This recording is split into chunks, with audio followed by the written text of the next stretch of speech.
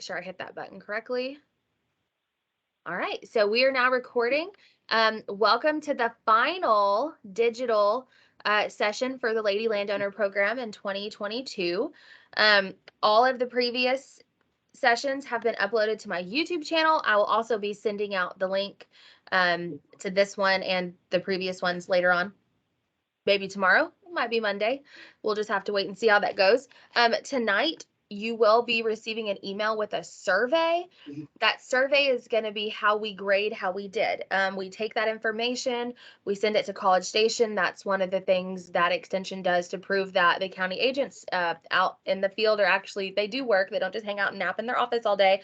But not only that, but we do make an impact on Texans because that's what we're here to do. So with that being said, let's talk just a second about the in-person program. I sent out all of the invoices to people who had registered as of Monday. I will go back through and see if we have any additional registrants, but at this time we only have about 5 people that have both registered and paid. So if one, you've not paid and you're planning on coming, I need you to take care of that by Monday. If we don't have at least 10 participants by Monday, we will not have that class. It's just too time consuming to haul in equipment and get meals and all of that for less than 10 people. So if you're seriously interested in that and you've not taken care of it, please get that done by Monday. And if y'all have any questions about that, feel free to reach out to my office. I'm the Cass County AgriLife Extension Agent, but I have also sent out emails with the location and additional information. So with that being said, I'm going to turn it over. We're going to talk about Beekeeping 101 with Molly Keck, an AgriLife Extension Specialist. Okay. Do I have just until 6:30 or do I have the full hour, you guys? You can use as much time as you need. Okay, well, you've got to watch me. Sometimes you'll have to carry me away. Okay, I'm trying. I think it's trying to do what it's going to do to share the PowerPoint. So can you guys, hopefully you guys can see that okay. If you can't, then just. Yes, we can. Okay, so I think I can go to that. If I make it big, sorry, I don't often. So if I click, are y'all seeing it change? No, we're not. Okay. All right. I'm sorry. I'm not as savvy with Teams as I am with other stuff. Oh, I know why I did it. Because I did it in PowerPoint now? Live. I did it in PowerPoint Live and that, and I don't know how to do it that way, right? Okay. So my name is Molly Keck. Thank you guys for joining in, and thank you, Jessica and Jessica, for inviting me to talk about one of my favorite subjects, which is beekeeping.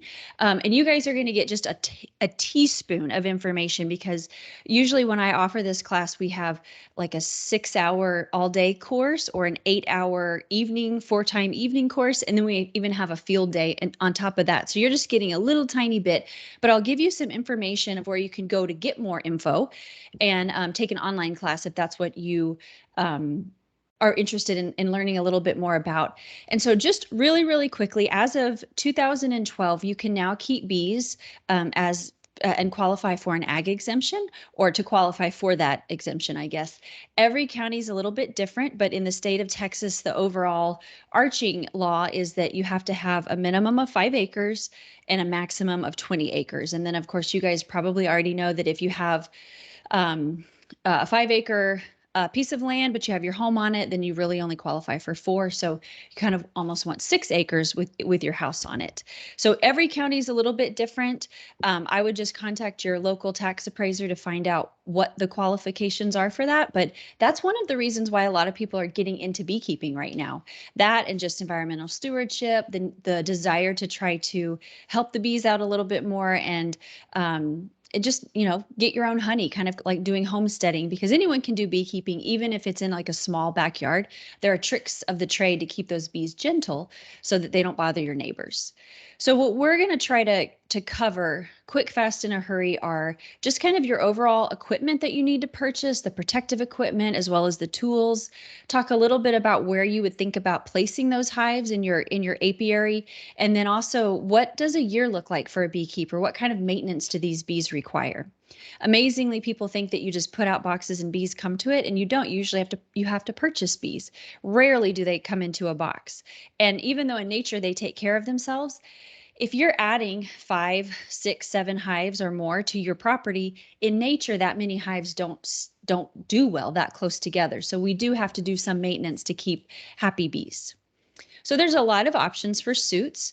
I would say that my recommendation is if you get into beekeeping, get yourself a full suit to start out with. Then once you become more acclimated to how the bees behave and you get really brave, or you find that the stings don't bother you so much, then you can start downsizing into jackets or be really wild and just use a veil. In the state of Texas, all of our feral bees are considered Africanized. So if you're purchasing bees from any breeder, any bee breeder within Texas, we always find that those bees are generally pretty hot if they're breeding their bees in Texas. If they're purchasing bees from Georgia, Hawaii, Russia, wherever, then those bees don't have that Africanized gene introduced to them, and so they're not as aggressive. But bees get hot in Texas. That's what we call it when they turn Africanized. And so a full suit is really the best option. And they make it in that kind of hooded version, or like a safari hat kind of a version, which a lot of people like because it pulls everything away from your face. So if your bees are mean, and even gentle bees with gentle genetics can have bad days. They're wild animals and you just never know. But if you bend forward and your chin or your nose touches or your ear, they'll zap you wherever they can detect that skin. So a lot of people like that kind of safari hat version. They also make the suits in different fabrics, and this is called a vented suit. This is, I think this is my suit, but it's a vented suit is actually, well, I don't know, but that suit is like the first version of a vented suit. They make them a little bit nicer now. I guess that one's mine. A couple different zippers. One was a metal zipper. That one's a plastic zipper. And then they make them in this kind of canvas, which is super duper hot. Those, there's just no airflow that flows through them. And Texas is hot. The canvas, or let's see if I go back to it here in just a second, but I'll go back. That kind of vented suit, VENTED is what they call it, is, I don't know what the inside piece of it is, but it's like two kind of mesh pieces or fabricy meshy pieces. And in between is what to me is just like the thing that you put underneath your rug to keep it from slipping. It's kind of like a rubbery, bouncy type of a fabric. So in reality, those vented suits, they allow air to flow. You're still going to sweat your head off. It's still going to be hot, but they're thicker than that canvas suit too. So theoretically, the bees can't sting through that either. And suits always, seem to shrink on us. And so the tighter they get, the closer that fabric is to your skin. So you always want to have a suit that's real loose. You're not going to look sexy in your bee suit ever. And you're not meant to. And then, so you have your outfit, but you also have to have your gloves. And gloves come in all different types. They come in cow leather. They come in goat skin. Cow leather is generally thicker and goat skin is thinner. And so if you don't mind having some stings on your joints and things, then that would be one to go with. That bottom picture is a goat skin glove, but you can kind of see that the part that it goes all the way up over your elbow. And so that arm piece is really, really thin. You can see my skin through it. So those gloves, while they're cheaper, you run the risk of getting stung if your suit starts to ride up your arm. And so that glove on the top picture has a lot more thick canvas, a lot of structure to it. It's vented also. But the more you pay for these products, the better your protection generally is. And I would say the best protection, you want the most protection you can in Texas. So that's your outfit, right? You need that before you start beekeeping. Sizes generally are like unisex. So I usually tell people what is a really comfortable like pajama t-shirt size and bottoms, and use that. And a lot of times when you purchase these things, if you don't mess them up, you can return them. So you've got your equipment. Now you need what you're going to wear. I'm sorry, not what you're going to wear, what you're going to put your bees in. And so what you see right here are two different versions of bee boxes. And I'm just going to talk about what are called Langstroth hives. Langstroth was this, a reverend, actually, Reverend Lorenzo Langstroth was his name. And he was a beekeeper in the early 1900s. And he discovered the bee space. And the bee space is a space that bees like to travel through. It's not so big that they want to make comb. They want to build wax to fill that space up. And it's not so small that they can't fit through. And so then they'll propolize it. So these hive boxes that we use utilize that bee space.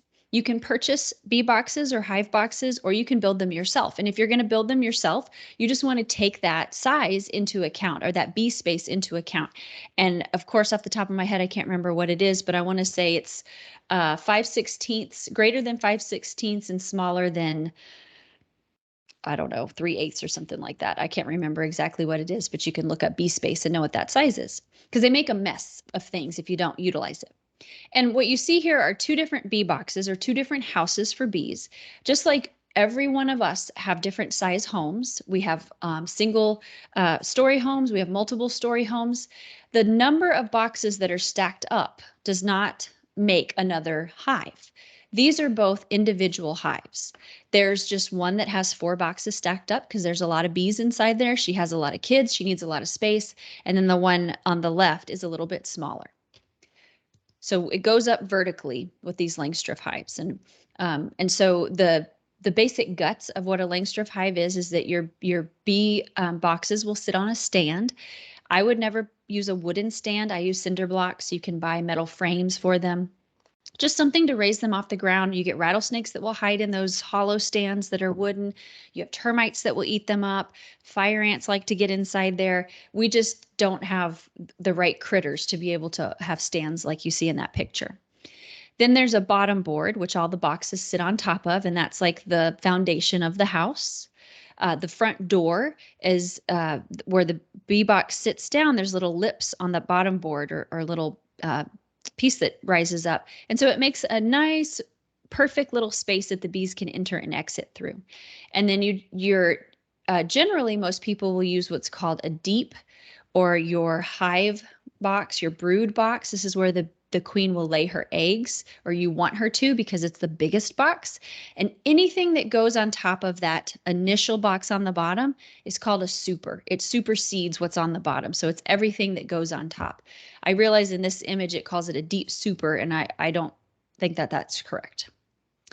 So there are different types of bottom boards. This is a screened bottom board, and a lot of people like screened bottom boards because it allows airflow in the hot, hot months. They generally come with a little cardboard insert that you can slide under there to close it up in the winter months. And some people also like it because it allows parasites and other insects that shouldn't be in there to fall through that screen, and it makes it harder for them to come on top. They also make solid bottom boards, which I don't have a picture of. And a lot of people like that too. They say, oh, bees only like a really, really dark space. In nature, they nest in voids like tree holes, and it's dark in there. That's what they prefer. I have both for my hives, and I haven't noticed that either one is necessarily happier than the other one is. So you can see there that what I've done here is I've closed up that space. If I took that little shim or that little piece of wood out, it would be a full opening. And you always want to, when you first start out with your brand new beehive, you want to give them just a little bit of space to protect and to guard. If you give them too much, then that's just too stressful for them. This time of year, I take all of those things off because they're coming and going, bringing back nectar, hopefully, bringing back water. They need a little bit more airflow because it's so hot. But in the winter months, I'll close it up, or try to shrink that entrance so that I keep that cold north wind from whipping inside there. There are different sized boxes. Most people that keep bees use deeps and mediums. There is a type of box that's called a shallow, or sometimes it's also called a honey super. And those are pretty pointless for most beekeepers. They're real tiny frames, really tiny in there. And it's really just meant to not have as heavy of boxes if you have honey, and they fill it up faster so you can steal the honey off of them. But I think that most beekeepers are converting to using only mediums above their deeps. There is no rhyme or reason. There's no law. There's no rule of thumb about how you arrange your boxes.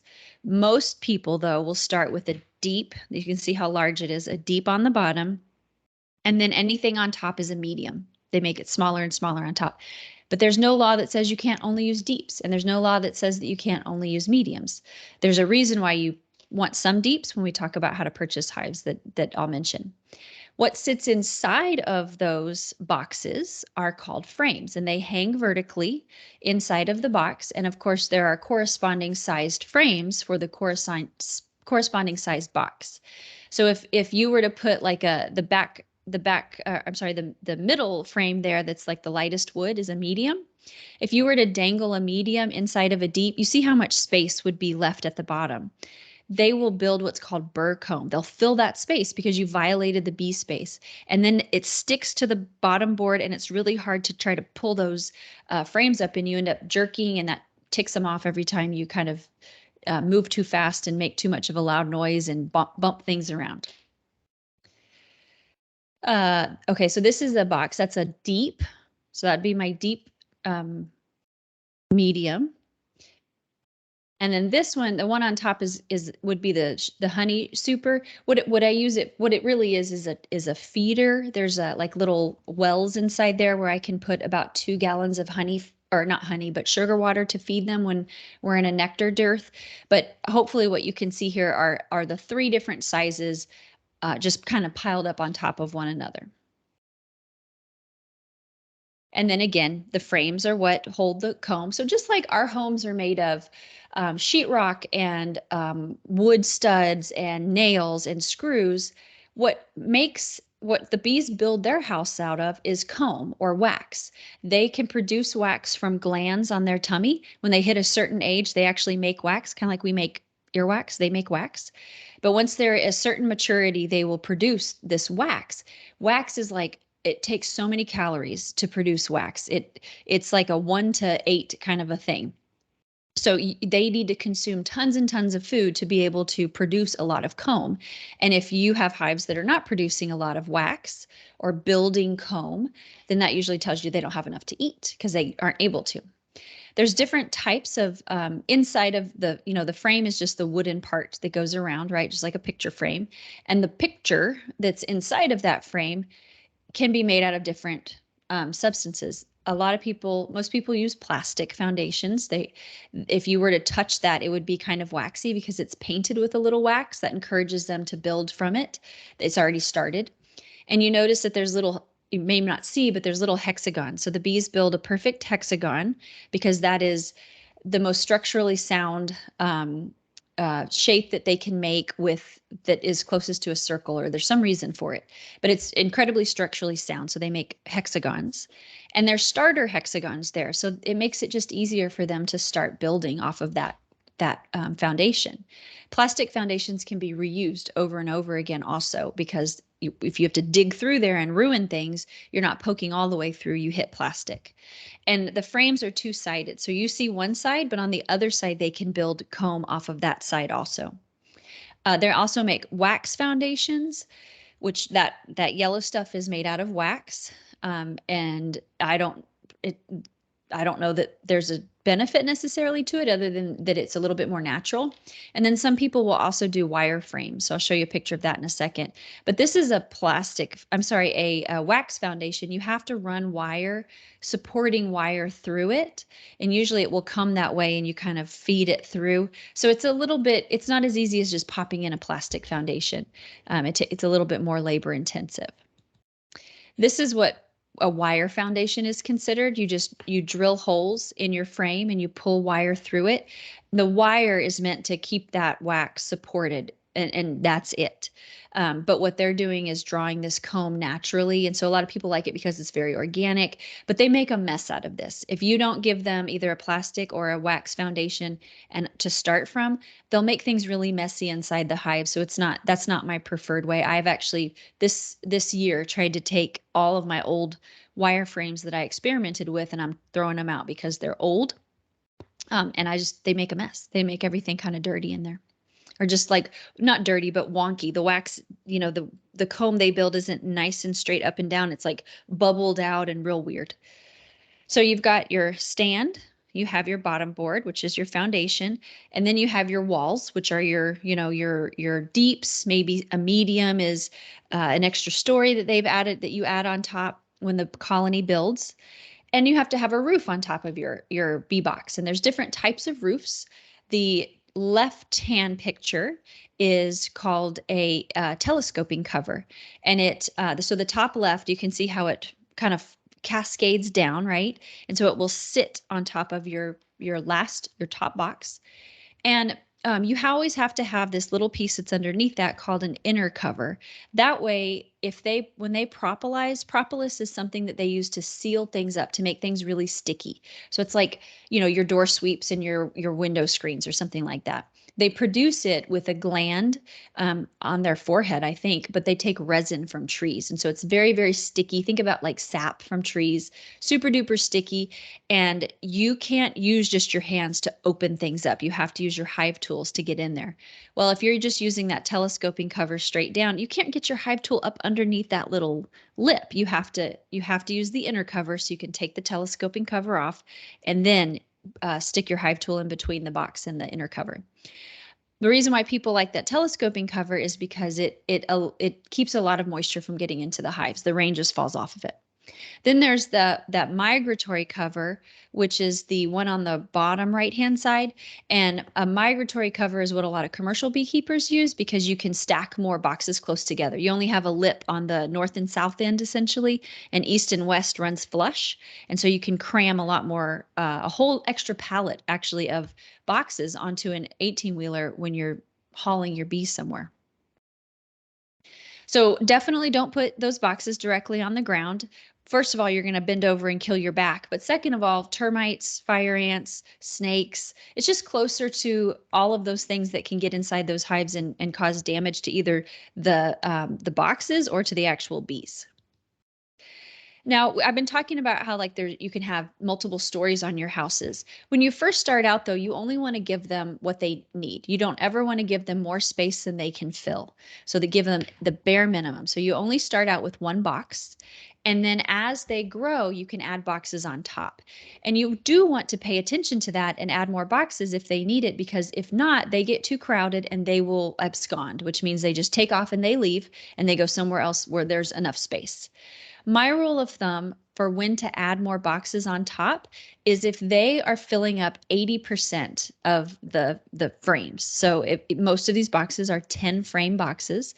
So they're filling up 8 frames. And I realize that in this picture, this is an 8 frame box, I think. Probably, yeah, an 8 frame box. I realize there's a frame missing out of it, so it looks empty. But if you just imagine it's full, I would definitely want to add a box on top of that because they're all over every single frame. They've probably built comb across that. A lot of times they may not do it on the 2 outer frames, and that's why 80% is a pretty good rule for when to start adding. In the winter time, you go in, or around Thanksgiving, you close up your hives. Usually don't check them Thanksgiving to February or whenever it starts to warm up again. And you go through and you shrink them back down because you don't want them to have too much space to have to keep heated. It gets too cold in there. So these hives are like perpetually growing and getting smaller. They rarely stay the same size every single year. This box is a really weak hive, and you definitely don't want to add anything to it because they're only on, 3 or 4 frames is what it looks like. Yes, there might be some comb or something, but there's so few bees that they're really just in this center. They usually call it the nucleus of that brood box. I keep saying this word brood, BROOD, and what brood means is a brood is the collective term for eggs, larvae, and pupa. So it's the baby. It's like the nursery. The brood is all the babies inside the hive. So you also want to consider, where should you place your hive? And some of the things you want to think about is, do I have some sort of a water source nearby? It could be a horse trough. It could be, you don't want it to be your neighbor's pool, but it could be a creek. And, bees will travel, they say up to 2 miles. I've even seen some studies that say up to 5 miles for food and for water. The closer that is, the better for them, though, because it's hard for them. That's a lot of energy to exert to go 2 miles. That's a lot of energy for us. Well, imagine if you're, a tiny, tiny miniature version. I mean, y'all remember Honey, I Shrunk the Kids, right? It took them days to get all the way through the middle of their backyard. Well, it takes a bee a long time to get the same distance it might take you. So they exert a lot of energy. So the closer those resources are, the better, but they don't have to be right near. And one thing that's weird about bees is that if you put a bucket of water right next to their hive, they'll ignore it. They generally ignore the flowers that are right next to their hive too, and they travel to go get it. I don't know why they do, but they do it. You also want to consider, do you have a lot of foot traffic? Are people going to be getting off the school bus right by there? Are kids going to be walking by? Is that a walking trail that people cut through? Are you, just think about all those things. And you want to always try to face the entrance away from where that traffic is, so that they're not going to zoom right out and get someone. The first one that stings releases a smell that tells all the others there's danger. I want to come out and sting too. So if you force them to go the opposite way, to leave their hive or go over a fence and over everyone's head, then it's a lot less likely that they're going to sting someone. And then also think about animals and things. You have animals pinned nearby. I knew a woman who almost killed her horse because the horse was in the stall. The bees were close enough. They got really ticked off. They started stinging the horse, and the horse couldn't get away. That's exactly why dogs die every single year from, bees that get ticked off, because you can run inside, but your dog can't. And then as far as placing it in sun versus shade, it really doesn't matter. Kind of go with what your resources are. If you place them in shade, you will generally have more of a certain pest called a hive beetle. So, keep that in mind. If you place them directly in the sun, then things are going to dry out very quickly. And so you're going to need a little bit more moisture for them, providing, a bucket of water close by, or making sure that there's a water source. What I really like to do is put my bees in a place where I have morning sun and then afternoon shade. That way they get up and going first thing in the morning, and then by the afternoon, it's starting to cool that hive down when everybody comes home for the nighttime. You also want to face them south or southeast. And if you can't do that exactly, just don't face them directly north. You don't want the north wind to come whipping inside that hive when it's wintertime. These are just some pictures of different apiaries, lots of people in bee suits during a field day. But he's got this guy, his bees are all Africanized and all very, very mean. You can see that they're all pretty close to one another. He has 3 hives right next to one another. And then further down that trail, there's another 3 or 4 hives.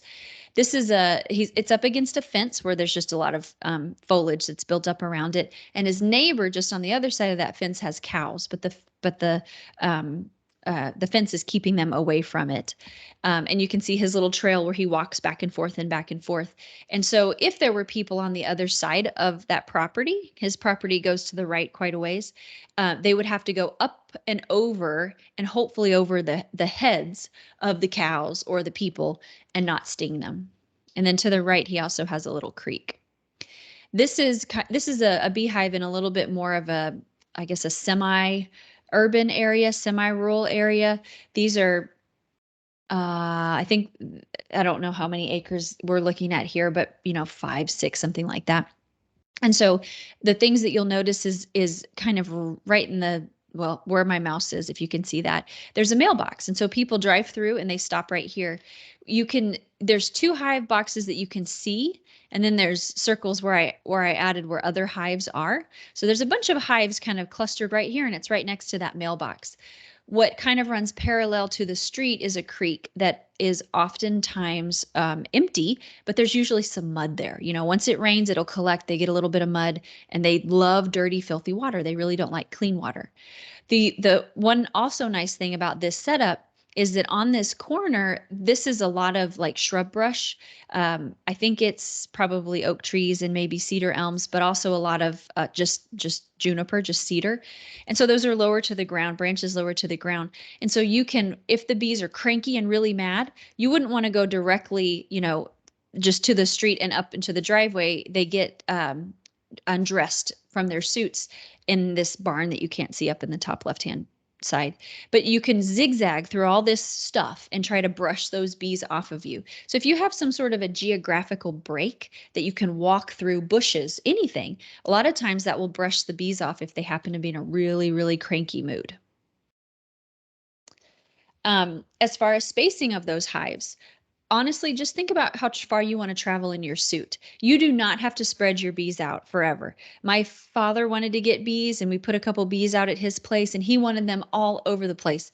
And I was like, I'm going to be the one taking care of them, and I do not want to have to walk that far or get back in the car and drive that far. So think about how far do you want to go? When you look at this place right here, there's a whole lot spread out, and they actually have a hive that's even further over. These hives get checked all the time. because by the time you get through these first three, you're too tired to get to this fourth and fifth, and you're definitely going to skip out on the sixth and seventh.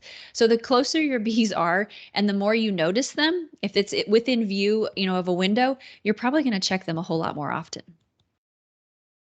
If you're a commercial beekeeper, this picture on the right-hand side, excuse excuse me, is they're on pallets. So it's like a condo. It's like a quadplex. There's 4 different houses of bees right next to each other. They know where their house is. They know where their queen is. So you don't have to worry about moving them far from one another.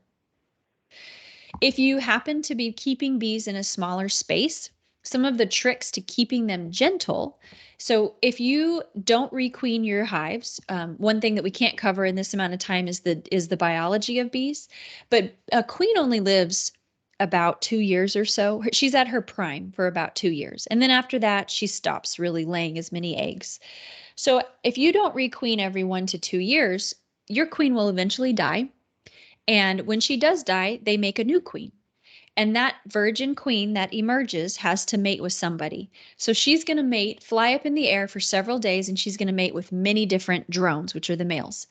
All of these feral drones, these wild bees, have the Africanized gene in them. So she's going to come back into the hive, lay eggs. Those eggs are going to grow up, and they're going to be meaner. And if this keeps happening and you don't continue to requeen, you're going to, it just depends on who she's bred with and who was really cranky. Eventually, you'll get hot hives. They'll become Africanized. The best way I think I can comprehend it is if you imagine that you have a prized German Shepherd and she gets out and she's in heat and she breeds with something. She comes back and she has puppies. She has litter number 1. They're a hybrid or a mutz, right? They're a hybrid, they're a mix. That litter 1, every subsequent offspring from them forever and ever and ever, no matter how many times you breed them with a purebred German Shepherd, you will never have a purebred German Shepherd from that litter's line ever again, right? Same kind of thing with bees. Our European honeybees, which were very gentle, started breeding with Africanized bees, which were a hybrid also. They were introduced into Brazil to try to make better bees. They love to travel, and so they made it across to the United States and into Texas, and they bred with all of our European bees. And so we have mutts essentially. We have hybridized bees, African hybrids, and if you don't requeen with genetics, a type of queen that you know the genetics for, then you're going to get meaner hives. So requeening is really important. And I don't mean to bash Africanized bees. I have some hives that I keep hot because they do really, really well. I don't have to take care of them very well. They produce tons of honey. They're far enough away that nobody should be near them unless they're going somewhere where they shouldn't, right? So in that case, I feel like it's their fault. But if you don't want mean bees, then you want to requeen, and you want to requeen every year. If you want to stretch it out, you want to requeen every 2 years. How do you requeen? You find the queen, you smash her, and you buy it. You have a new queen that's bought. She's in a little cage. That's a whole other hour thing that we could go over.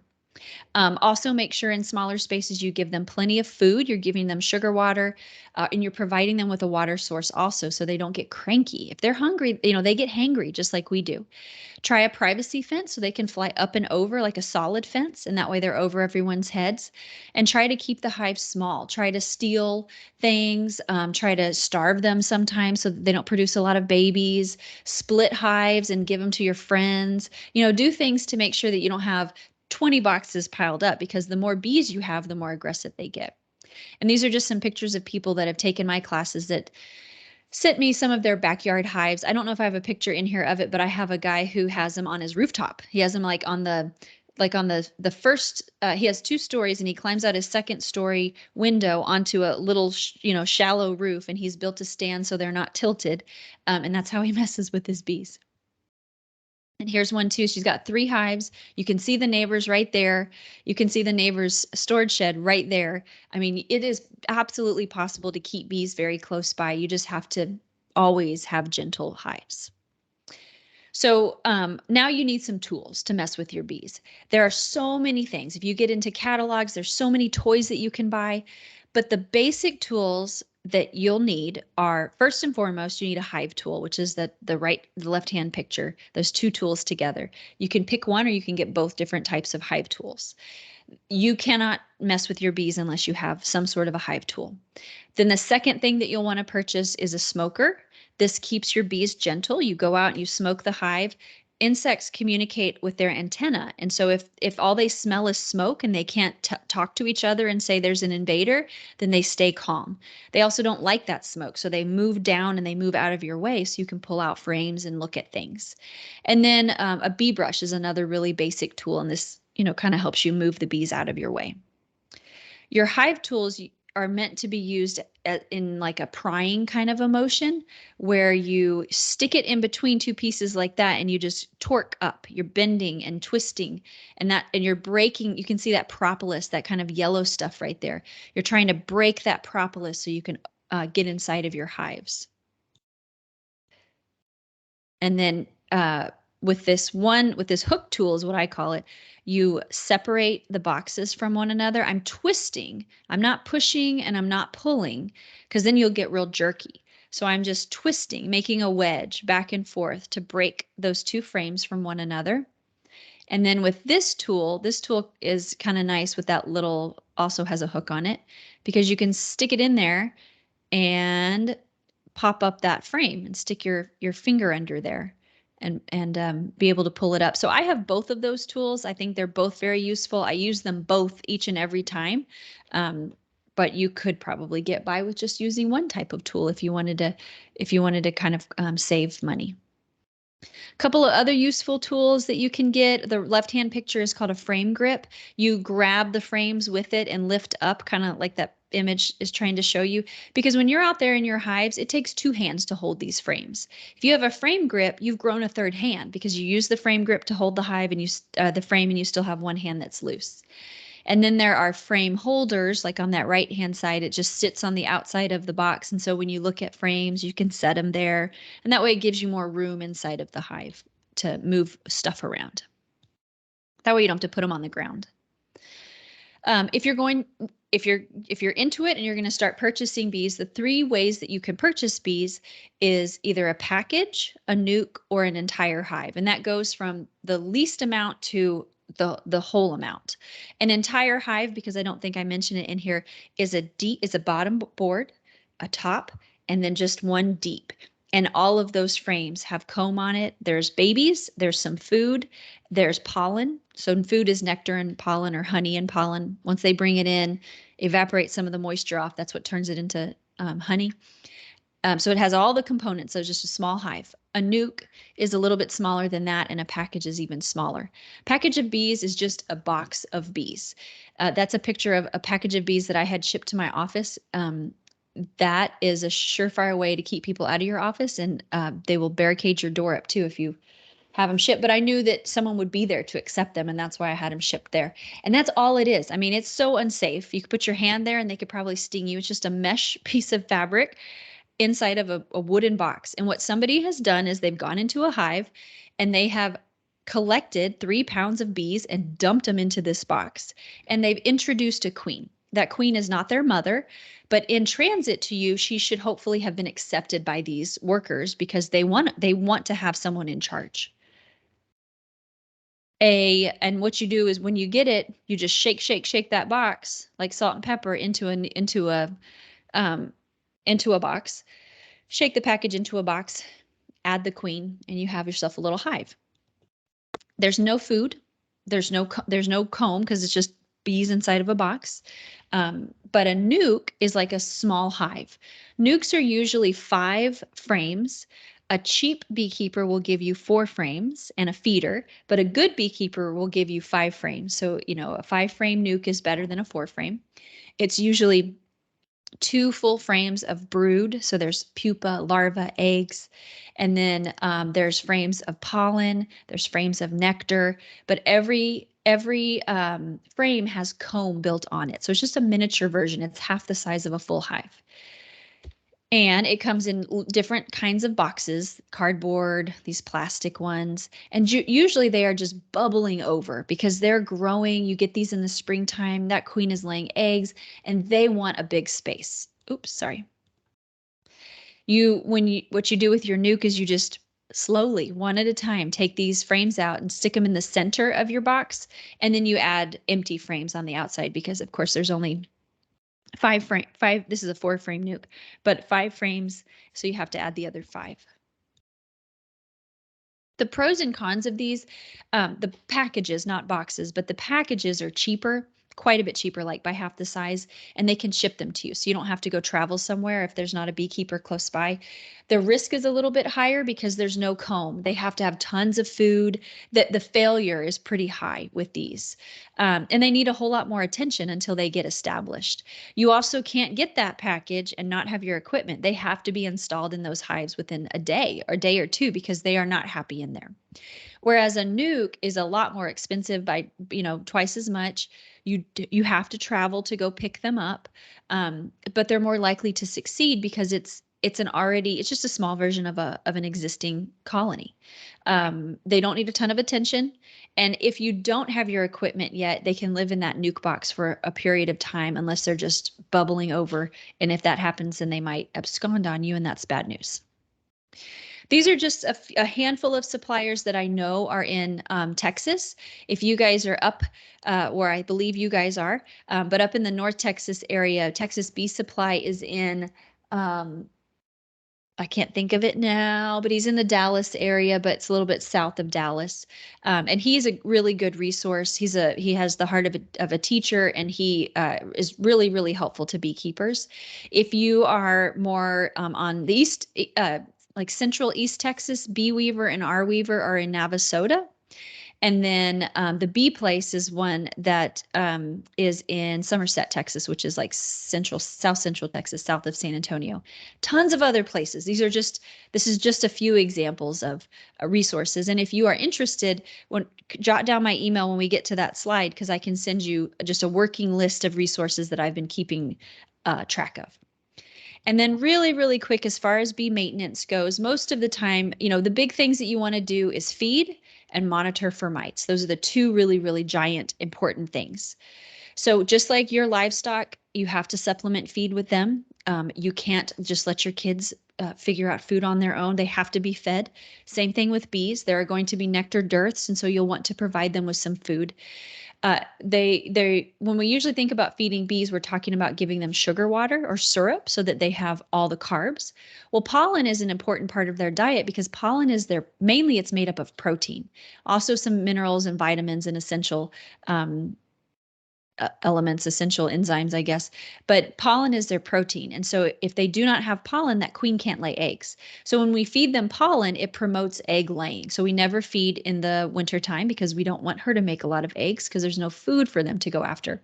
But early spring, you give them pollen. And whenever you want that queen to build up a few more workers, then you provide them pollen as well. And you can buy artificial pollen like pollen patties. You can buy pollen balls or like a granule that you can sprinkle in. There's different ways that you can purchase it from these catalogs. But sugar feeding is really the big thing. And you're feeding them sugar because they need carbs. If they don't do that, they're not building comb. They're not, they are eating everything they bring in, and they're not storing it for you to get honey from. So they will never go after your sugar water if there's plenty of nectar available for them. If they're feeding off your sugar water, they're hungry. And so we want to give it to them. So in the winter, you give them a 2-to-1 ratio, which is 2 parts sugar and 1 part water. And in the springtime, you give them a 1-to-1 ratio, or every other time of the year. So 1 part to 1 part. And it's by weight. It's not by cups, cup to cup. And I do this by heating up water. You don't want to boil it. And then I mix it. Do I measure it exactly? And I know that I've got a gallon of water, so it's 8 pounds, and I measure out 8 pounds of sugar. No, I just guess. But the point is, you need it to be really thick in the winter, and it doesn't have to be as thick in the summertime. And they make different types of feeders. What I prefer are called internal feeders. So you can buy a frame feeder, which is just this, it takes the place of 1 frame, even though it looks way bigger than it. And it has these little ladders. And so the bees crawl down and they drink holds like a gallon, and they drink the sugar water and they take it into their hive. That way, they ate it, not somebody else.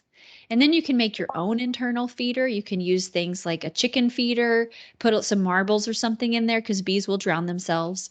And you just stick them inside those hives. And if they're in the hive, it's your bees eating it. They also make, Hey, Molly, yes. we have a question. Okay. Daphne asked, she said, we have a 500-acre farm with plenty of trees and forage. Do we still need to supplement with pollen? Probably so. You will. Yeah. I mean, you'll just have to look at your bees and figure that out kind of as you go, but you probably will. Um, then they make like boxes that just sit on top and there's like this is one that just doesn't have a box around it. You could set it inside of a box, but there's they crawl up through this opening and they crawl on the outside of that or the inside, I guess, of that mesh, go into that well and they drink it. I like this one because I can pop open the top, fill it up in the wintertime and not make my bees get cold. And then I've been experimenting with this one because I have some bees that will come in here and can't get back out. And so they ironically starve instead of drown in that water. And I've been using, these are called like quick feeders or something. And they're the same concept as like a chicken feeder, pretty much. So that's a top feeder, which are my favorite ones to use. And I'm going to speed myself up and I just fill it up with water in that well and you can see them inside already crawling up and they're going to crawl down and start to feed. And yes, they drown in there and they all get stuck, but you're never going to open up a hive and not kill a bee or two. It just happens. Sometimes people use outside feeders. These aren't my favorite because how do you know that your bees actually ate them, ate that sugar water? But this is like a really popular one because it's super duper cheap. You just stick a jar in there. But I have noticed that I get a lot of wasp activity and a lot of fire ant activity if I use that. And then really quickly on monitoring for mites. So what you see here, these brown things are not part of the bee. Those are mites. It's akin to you having like a squirrel stuck to you. So these mites are on them by themselves are not that bad, but they transmit all sorts of nasty viruses to the bees. And if you are not monitoring for mites and then treating when your mite load is too high, you will almost certainly lose your hives. And you want to be treating for mites or checking for them at least, even if you don't care, because your neighbors probably care and these wild bees care. And so if we don't do anything, we end up with mite bombs and our bees spread the mites. They drop off of them at the flowers and they spread those mites around. And you usually check for mites about 4 times a year. You check coming out of winter, you check going into winter, and if you have to treat, then you check after you've treated. And if not, you're just randomly checking the other 2 times in the summer and the fall. And y'all write down this honeybeehealthcoalition.org. So if you ever get bees or if you have bees, this is the best website to go to. It gives you information about how to check for mites. Has this free Varroa resources. It has a thing you can print out, but it also has videos. And the videos will tell you, there's a think map. So you answer questions based on how many mites you found. And it tells you what you should do. And then you can click on videos to see how to add those treatments to your hive.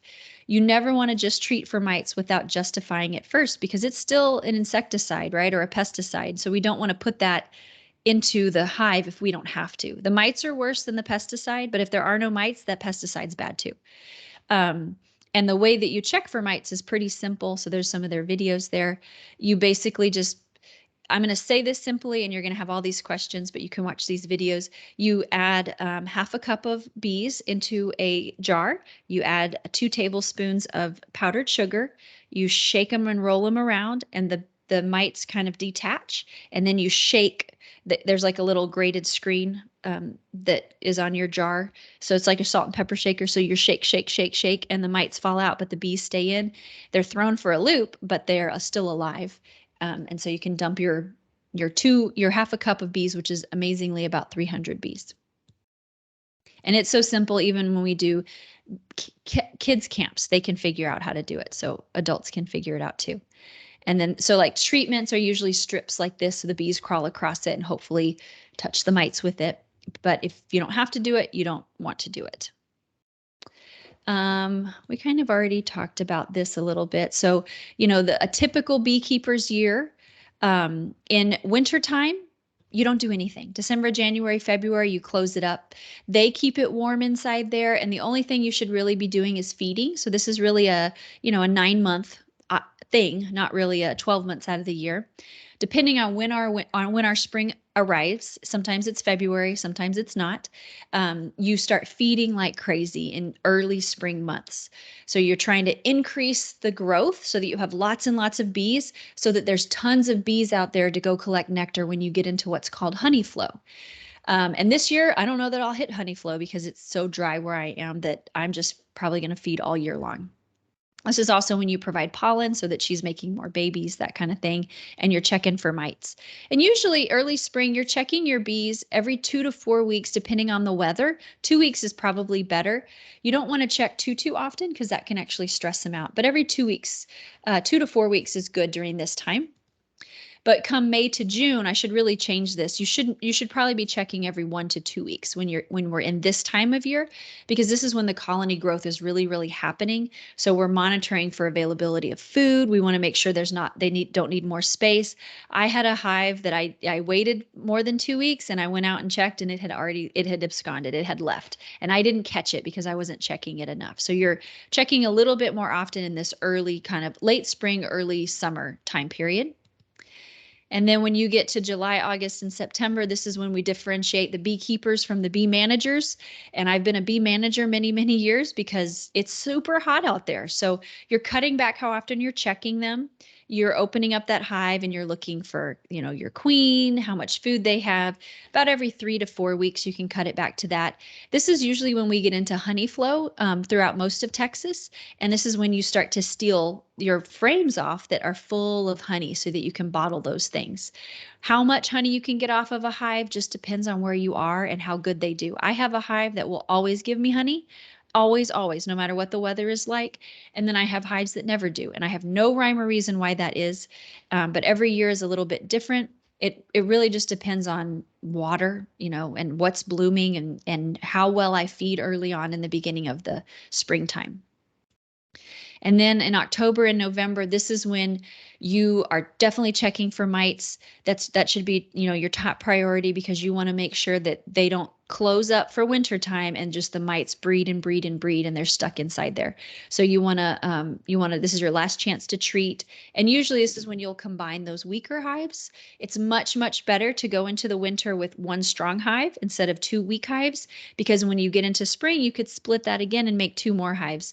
But if you go through winter with 2 weak hives, they'll probably just die off. Here's some other resources for you guys. The Texas Beekeeping 101 website has all free stuff on it. It's just like a website that we put together with all the information. So you can click through that.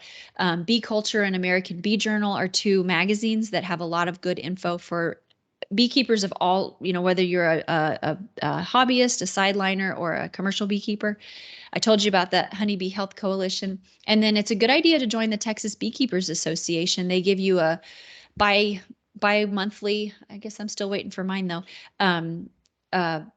magazine or journal. And it has tons of information, but more than that, the ads are really, really informative, because people put ads in if they're selling bees, if they're selling equipment. And so you can kind of figure out locally who has things available for you.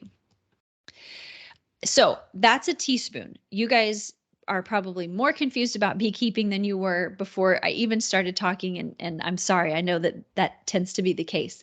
But if you want to get into beekeeping, this is a good time to start learning.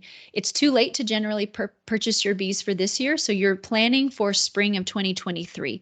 You put your orders in for bees usually in February. I even saw, I'm sorry, not February, but like November. I even saw pre-order your spring 2023 things. So people, the more interest there is, the sooner things sell out.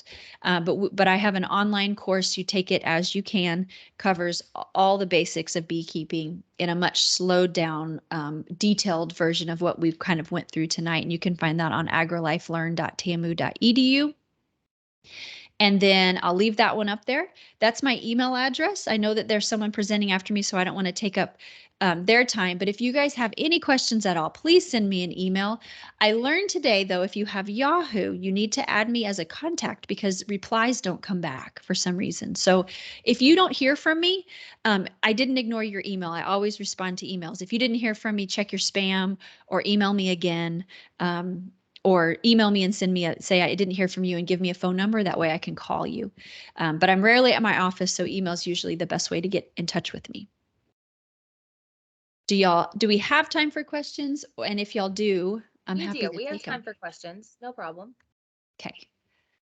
Let me see. I can stop presenting and I can probably see them. Uh-oh. I froze. I'm sorry. Let's see. Does anyone have any questions? So I see someone said they have dishwashing gloves. You know, here's my theory with that. They make beekeeping gloves for a reason. I know if I wore dishwashing gloves out here, they would be filled with sweat. But maybe it is thick enough not to have them sting you. But someone had a comment about using dishwashing gloves instead of bee gloves. I just, they make that stuff for a reason. Man Lake is one that's close by for you guys too in Marshall, Texas. That's right. I didn't add Man Lake to that one. Man Lake and Day Dant are two of probably the biggest suppliers of beekeeping equipment, and you can go online and see their catalog. As far as books and things go, I don't know that there's a book that I like better than another book, but if you just get your hands on a catalog, call them and ask them for a free catalog and they'll mail it to you. That's almost like a textbook because it takes you through protective equipment, hive equipment, then it's like pest management, honey production, and fun stuff. So use those free resources if you can.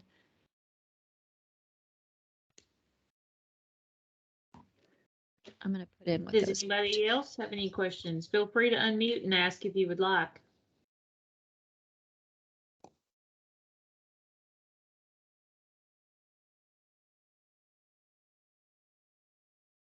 Okay, I'm going to put my email address in here one more time for you guys. That way. I have a question. Yes. I'm sorry, I joined in late. What is your name and where are you located? My name is Molly Keck. I am an entomologist with the A&M Extension Service. I'm in Bear County. I didn't really introduce myself, even though you did come in late, so this is a good question. So I'm an entomologist with the Extension Service, and I'm housed in the Bear County, San Antonio office. But I do beekeeping, which it makes me kind of an anomaly among the bug people because if you talk, most beekeepers have never taken a course in entomology, and most entomologists know nothing about beekeeping. So when I teach my classes, I talk a lot about the biology of the bee because I think if we know why they do what what they're supposed to be doing, we understand what looks right inside the hive or if things are not, if your queen is not acting correctly. Mm-hmm. Molly, Okay. do you travel and do programs? Like, Just did you come to Northeast Texas? it just depends on how far. Kind of like you were saying about not having 10 people. If there's a ton of people, then yeah, it's worth the travel, but it just depends. I get it. So do you speak to bee clubs? I'm sorry, say that one more time. So do you do programs for bee clubs at all? Like our local, I'm in Longview Beekeepers. Sometimes. I mean, I really teach mainly like beginner. I do not consider myself an advanced beekeeper at all. So I oftentimes I get a little intimidated by beekeeping clubs because I'm not sure what I could teach that you guys don't already know. But sometimes I have before, yeah.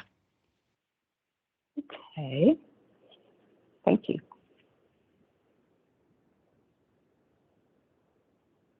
Any more questions for Molly?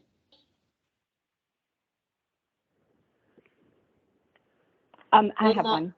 So, Okay. Molly, you sell bees or you just are beekeeping and teaching? No, I don't have any bees to sell. Just educational programs, yeah. Gotcha.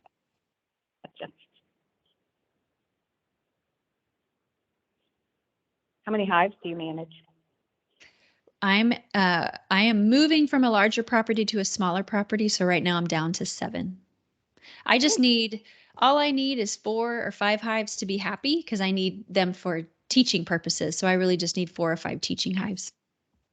Right. That's all I have too. It's enough to keep me busy. Out of trouble. I tell people I beekeep to stay out of trouble. Hmm. Or get into trouble. It's also enough to stay in trouble too. Yeah. Yeah.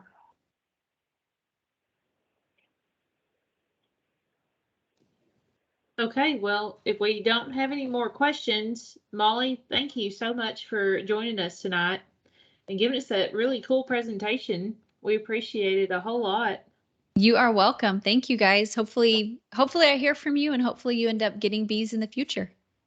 Yes. Thank And you. if anybody has any questions for Molly, you can either email myself or Jessica, or you can email Molly at her direct email as well. If you send the emails to us, then we will get them to Molly as soon as we possibly can. So we appreciate Molly very, very much for joining us tonight.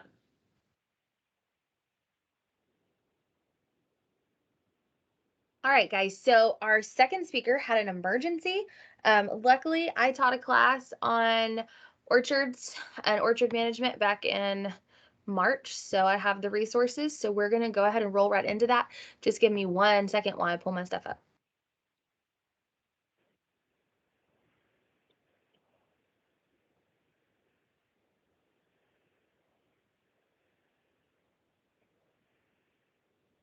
And if you're from Cass County and you came to my in-person gardening and orchard management program, you probably already have this information, and I apologize.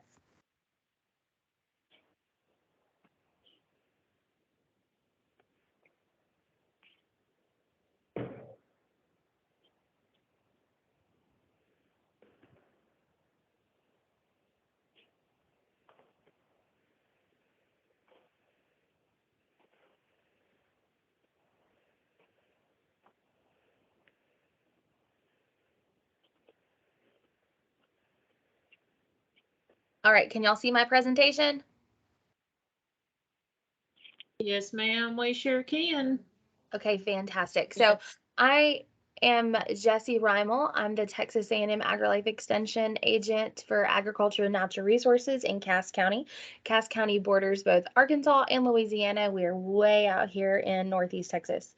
So it's a little late in the year to talk about fruit and nut trees in East Texas, but I know that there are some management things that we're still doing. And if you are serious about wanting to add an orchard or add a vegetable garden and maybe you got a late start, it's never too early to start planning for that. Please, if you have any questions at all, throw them in the chat or go ahead and just unmute yourself, because when we have a conversational presentation, it's always so much better.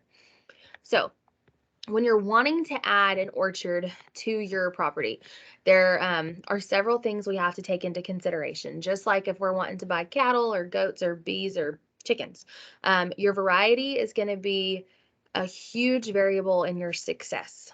That's a lot of times when people end up with non-producing trees, they usually bought a variety from a big box store that wasn't necessarily suited to where we are. Also, if you're just getting started, it's really important that you don't pick species of trees that are going to require heavy management.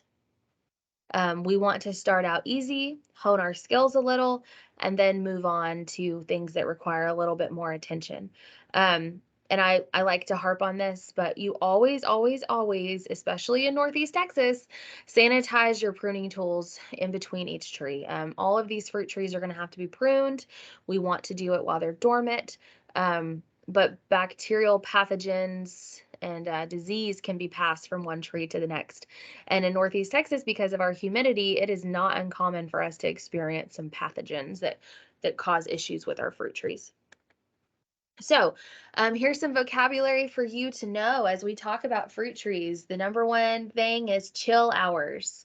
Who can tell me if they know what chill hours are without looking at the slide? Don't cheat.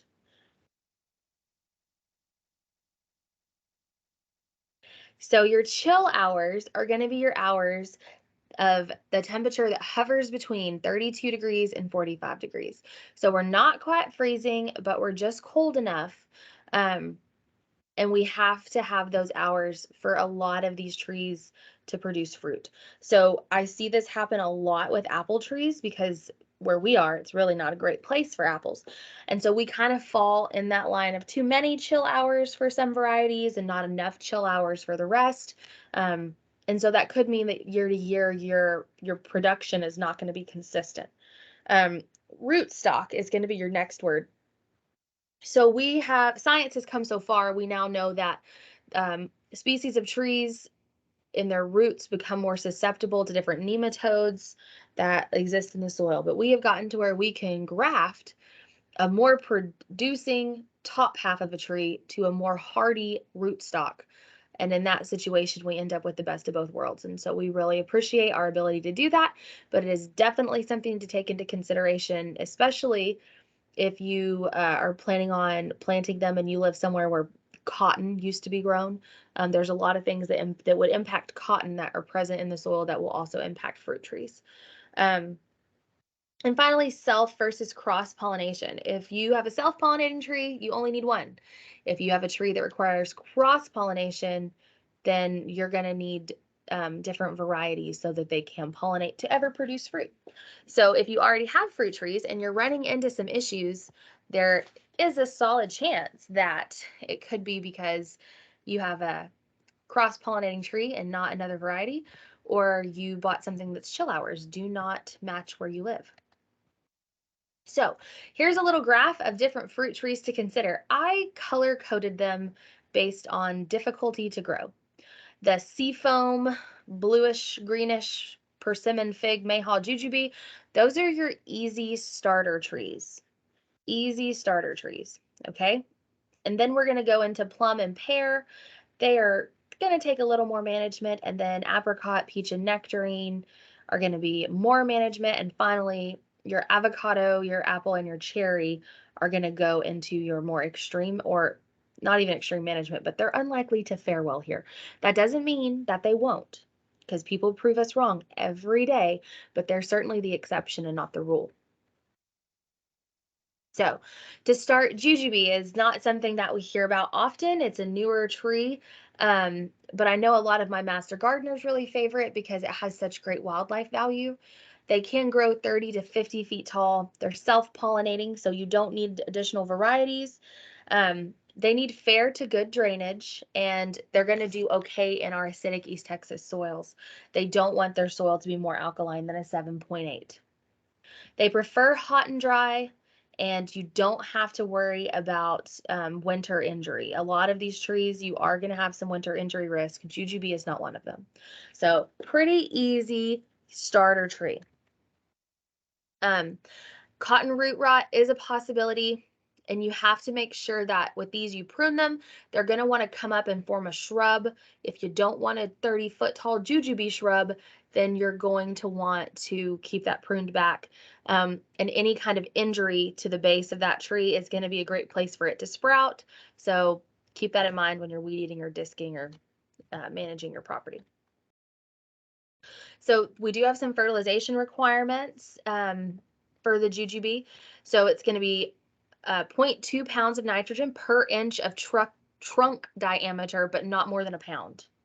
You're going to do one application this spring if you have a mature tree, but younger trees, you're going to want to split that application into monthly applications starting in April. All right, the next one is going to be mayhaw. They can have a 30-foot canopy, but they're not going to be at that point for a long time, about 20 years. They're partially self-pollinating. They're okay with an acidic, swampy soil. So these are like a great tree if you live in Cass County. Great tree for you to try. We tend to be swampy, and we tend to have our pH is definitely not normally 6 to 6.5, but with some lime, you can make that happen. These are also, all of these trees are going to need pruned or trained. You want to prune them to a single trunk at ground level, and then after about 18 inches, you can allow them to go ahead and branch out. You want to keep it thinned enough, and that's with all fruit trees. You want to keep them thinned enough that light and air can move around inside that canopy. That's going to do a lot to help reduce some of our bacterial and fungal pathogens because that air circulation is so important. Here's some more fertilization requirements. I don't expect for you to absorb this information. This video will be posted on YouTube. And all of this information can be found at Aggie Horticulture. Each of these different trees has its own fact sheet, and that's where the vast majority of this information came from. So established trees, it's going to be 1 pound of 5-10-10, which is going to be 5% nitrogen, 10%, NPK. So nitrogen, phosphorus, and potassium. That's what those numbers mean. So that's it's a combined fertilizer. Slow release fertilizer, you want to apply it in late February, early March, right before or right when these trees are thinking about breaking dormancy. And then you want to repeat that application as we roll into fall, if there's enough water. If it's super dry, fertilizing can be an issue. Young trees, we're going to go about that a little bit differently, and you want to broadcast that fertilizer evenly under the tree, at least 8 inches from the trunk, because we're thinking about where the root system is, and the root system of these trees is going to spread out. So, of course, there are diseases that can occur. These are a list of some of those. Aphids are, everything is subject to aphids. Any kind of rust can be cured with a copper fungicide with copper is active. So those are all diseases that can impact mayhaw. All right, the next one is going to be figs. Figs tend to be a problem-free fruit tree. They're very self-sufficient. For the area that I live in here in Cass County, Celeste is going to be one of our best varieties. And as I said before, your variety choice can make or break you. It is self-pollinating. They don't like to just keep their feet wet constantly. They like a good, well-drained soil. And of course, they can be impacted by some different nematodes that primarily occur in sandy soils, but they can be affected for sure. So they want full sun exposure. They don't want to be fertilized when they're first planted. And you want to make sure you mulch them because figs do not tend to have the most deeply forming roots. So that mulch is going to help to hold that hydration in. So of course, yes. Was there a question? Yes. Go ahead. Specifically to Celeste figs, that's what I have. Are they deer resistant? Are they deer resistant? Yeah, or deer are going to bother them? Oh yeah, deer are going to love them. Oh, they are? They're going to eat the figs for sure. Everyone's going to want to eat the figs. So the sap doesn't bother them. The milky white sap doesn't bother them. I don't believe that the milky white sap's going to bother them, no. I mean, I don't think that they're going to come and eat your fig tree. I think they're going to try to eat your figs. Okay. So they might not strip the leaves off. No, I would be surprised if they did that. But if once fruit's dropping, I think that it would be likely for them. Coyotes will eat figs. All kinds of wildlife will eat figs. Raccoons. Oh, sure. Okay. Thank you. So when we're pruning, we're going to cut back. Well, this is when you're planting. With any of these fruit trees, you want to reduce them when you go to plant them to 18 inches to 24 inches, and you're going to want to peel back all of those branching off. So essentially, you're planting an 18-inch tall stick. That's going to help that tree to develop a root system before it starts developing a shoot system, which is going to be really important to its ability to sustain its own life. With figs, you're going to want to cut back that dormant trunk by 1/3. And then you have to decide if you want a fig bush or if you want a fig tree. And then at that point, you can make management decisions based on that. Most of the time, figs grow into a nice little bush. They have big, beautiful leaves. They're really nice. I think they could even be a little ornamental. I think they're real pretty plants. If you choose, go ahead. Have you ever espaliered a Celeste and had much success with that? Have I ever what? Espalier, where you grow them left to right like a grapevine. Oh, no, I have no experience in doing that. Okay, thank you. So If you choose to have a multi-trunked plant, you want to let those shoots come on up, get 2 feet tall, and then choose your strongest 4 or 5.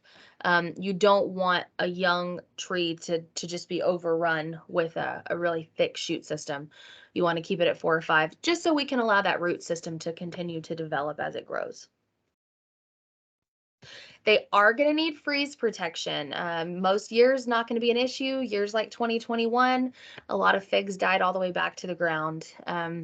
If you know a hard freeze is coming, this goes for all of your plants.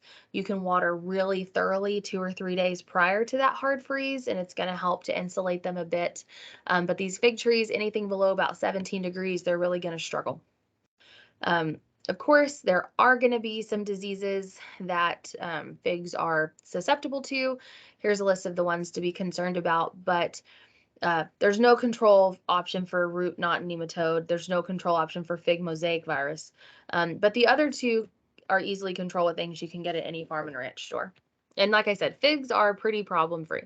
That doesn't mean that you're never going to have an issue. It just means that the likelihood is far reduced to other species. And finally, persimmon. Persimmon trees can get like 20 feet tall, I guess, but they're typically going to stay on the smaller end.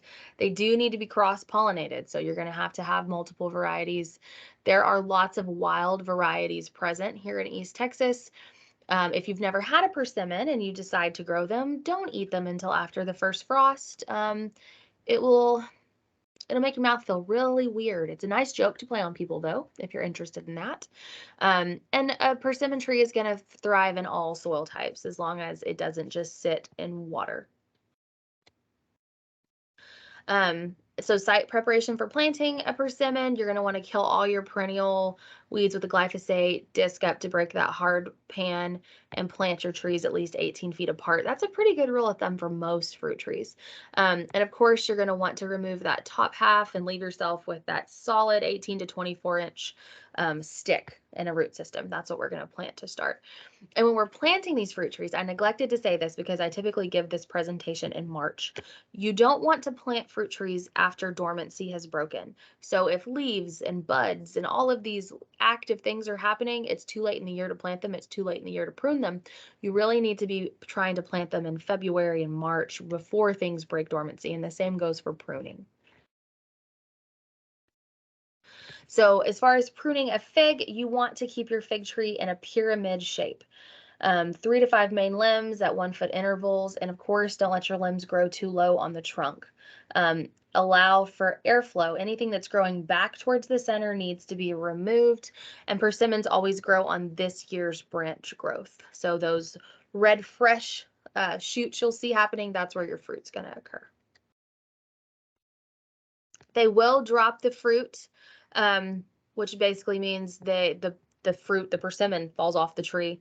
That's going to happen whenever you're short on water and the conditions just aren't happy for that persimmon tree.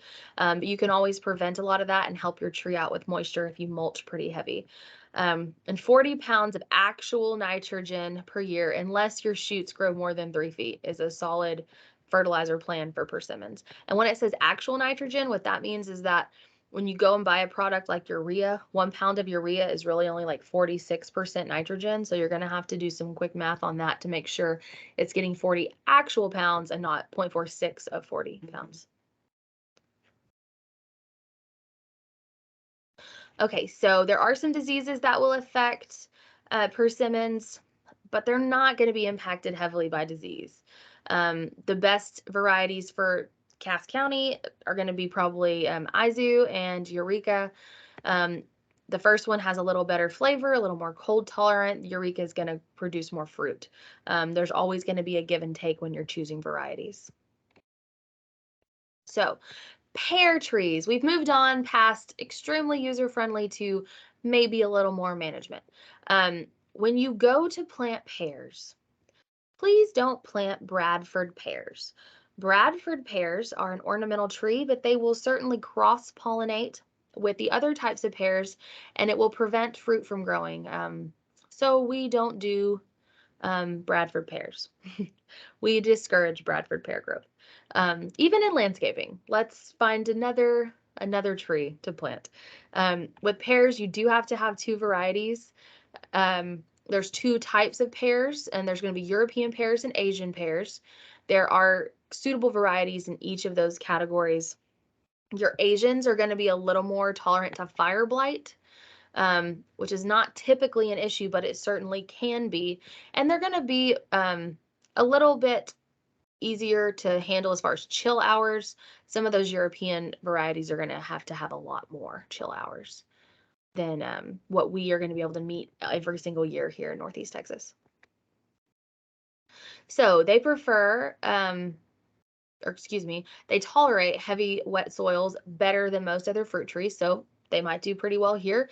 A high pH soil, which is going to be a very alkaline soil, could cause an iron deficiency. It's going to be key for you to choose a rootstock best suited to your soil type. That's not as much for you to decide, but that is something to take into consideration when you're picking a place to buy your plants. I always, when people call and ask, I recommend smaller mom and pop type nurseries. I feel like you're going to get a better shot at getting a variety that's going to work for you at one of those than just going and buying a tree from outside of one of the big box stores, because there's no way in knowing if somebody put the time and thought into what varieties. But those small mom and pop nurseries usually know what they're talking about. They're usually going to provide you with the product that's going to do well for you here. So as far as tree varieties, for Northeast Texas, there are some varieties that are going to do well here. There's 2 Asian varieties and 4 European varieties that, in my opinion, would do well here. But like I said before, all of this information does come from those Aggie horticulture guides. So I would encourage you to check those out. And that's not just for fruit trees. They have a fact sheet on just about every single plant you could possibly grow. We're going to follow that same, site prep situation. We're going to get rid of all of the weeds that were already there. You can do that however you choose. I would recommend using a product like glyphosate. Once you've used your glyphosate, you can disc to break up that hard pan. And like I said, you're going to want to, when you purchase these, use multiple varieties because you do have to have cross-pollination. And you want to have 16, 18 feet in between each of these trees. Once again, you're going to chop these off to an 18 to 24-inch shoot and a root ball when you go to plant these. If you go and buy your tree and you're not going to plant it today, you need to make sure you're soaking those, keeping those roots really moist before you put them in the ground. And if there's any roots that don't look healthy, if they look like they're diseased or damaged, you do want to make sure to remove those. Because all of the pears trees that you're going to be buying from nurseries are likely going to be grafted onto some more superior rootstock, you're going to want to make sure that that graft line is above the ground, and do not fertilize these at planting. Are there any questions so far? I'll pause for a second. There's none in the chat so far. Anybody want to unmute and have any questions?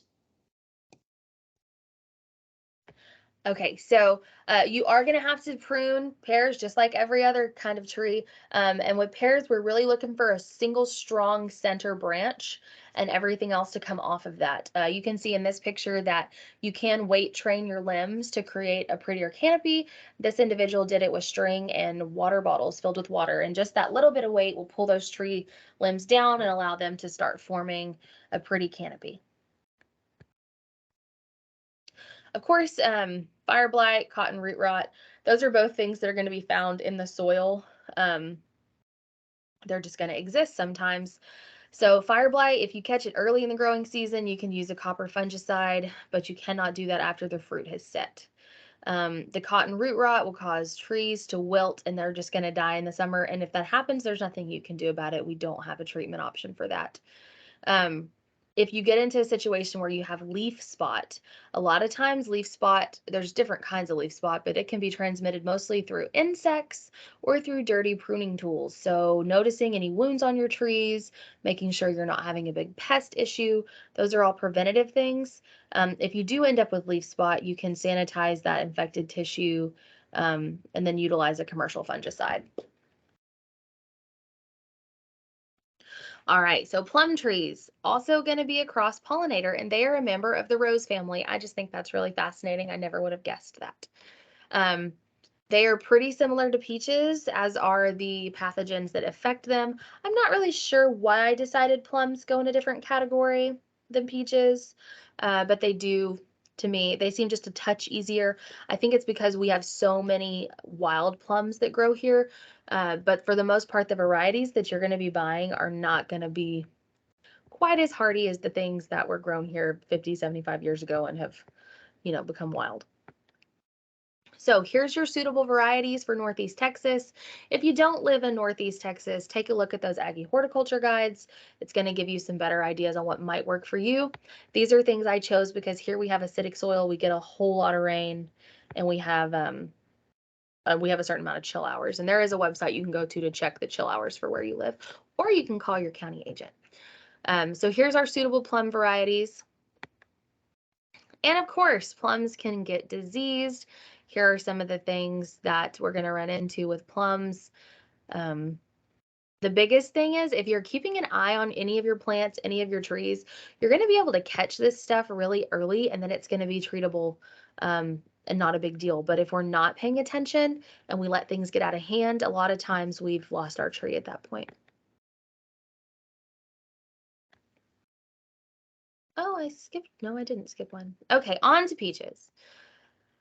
Peaches, I have a love-hate relationship with peaches. They are definitely my favorite fruit to eat, but they are my least favorite phone call to get because everyone wants to grow peaches. Homegrown peaches are lovely, but they really have a hard time with the moisture we have here. So if you live farther west, like say Fredericksburg, you're going to have a much better experience growing peaches than we're going to have here in Cass County. Peaches can be self-pollinating. When you go to choose your location, pick somewhere pretty dry. They really like a sandy loam, and they really like a pretty close to neutral, maybe a touch on the side of acidic side of neutral, so between a 6 and a 7. And do not replant old orchard sites because peaches love to get diseases, and a lot of those diseases are going to exist in the soil. So you're going to want to rotate a cover crop on old treed sites for at least 2 years if you are going to replant an old orchard. And 12 to 18-inch terraces, which is basically mounding up soil in a row to give you some lift, and that's going to help with some of the keeping the peach trees from getting their feet too wet. And then there's some measurements. Essentially, 18 foot is a good guide for all of these fruit trees, and you're going to want to plant those between December and March. Always remove all your dead and damaged root sections. Soak your root ball in water for 30 minutes prior to planting. You want that sapling to be just a small shoot so we can build up that root system. And then a lot of growers, and you can do this with all the fruit trees, you're going to want to wrap the trunk in a growing tube, or some people even use aluminum foil, and that's going to allow you to use glyphosate around the bottom of that tree to keep it from competing with weeds, but it's going to prevent you from getting glyphosate on the tree because that would probably not be good for your tree if it's not good for the other plants, right? But weed control is going to be super crucial for peach trees in that first growing year, just because they're not going to want to compete with other stuff. So keep that 4-foot weed-free zone. I would not do it with a disc. I would not do it like a disking or with a tiller because you don't want to damage that baby root system. So glyphosate is going to be your friend. Do y'all have any questions about that? Okay. So after the first growing season, so say you planted your peach trees in March, the first growing season is going to be over in the fall when we've dropped our leaves and everything goes back to being all sad and wintry looking. That is when you're going to start pruning your peach trees. Pruning your peach trees it's very, very important. You want to keep an open center. Some people make it sound like it's going to look like a martini glass, but keeping that open center and removing anything that's growing back towards the middle is going to allow for that airflow.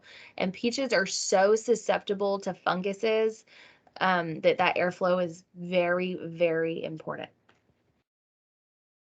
And you want to leave those red 18 to 24-inch productive shoots. That's going to be where your fruit comes from. So if you have a bunch of peach trees, you need to allow yourself about 20, I would set a timer and say 20 minutes per tree. Any more than that, you're probably cutting off a little too much.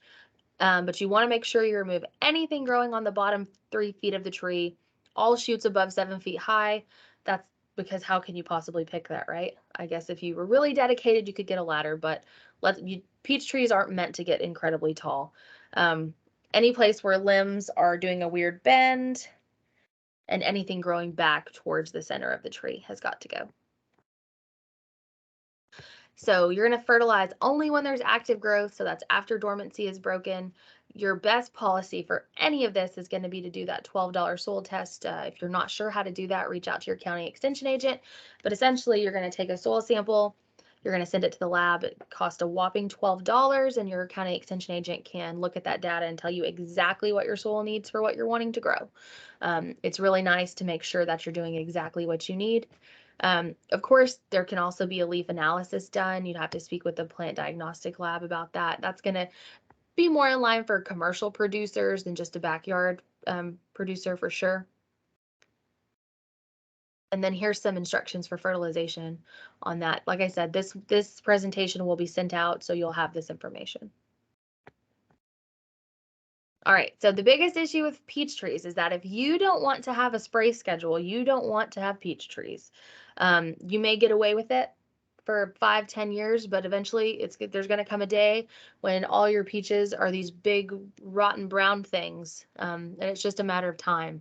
So I get a lot of calls every spring about these sad peach trees, and if you don't keep them on a spray schedule, you're going to run into these issues. So here is a peach tree spray schedule. There's also an excellent fruit and nut tree spray schedule available at Aggie Horticulture. I would encourage you to take a look at that.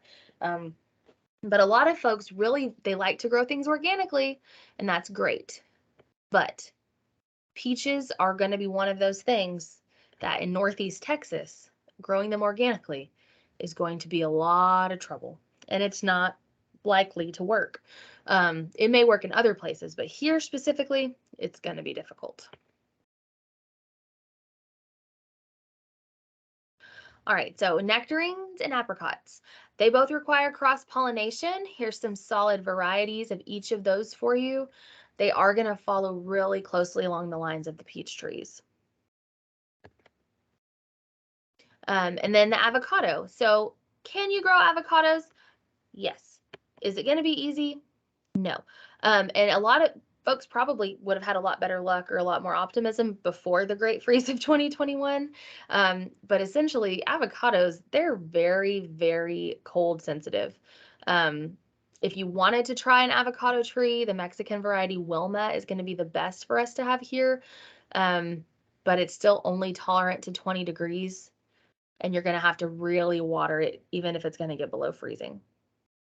They can get up to 80 feet tall. They're going to shed their leaves in 2 to 3 year segments. The fruit will take 6 to 18 months to mature. So you can have an avocado on your tree, but you're going to have to wait potentially a year and a half before you can actually have guacamole, which to me is very disappointing. They like coarse, well-drained soil. That's going to be your sandy soils. They need cold protection. If you're someone who has a greenhouse, I don't know how you'd have a 30-foot tall avocado tree in your greenhouse, but maybe you have a really big one. That potentially could be an option for you.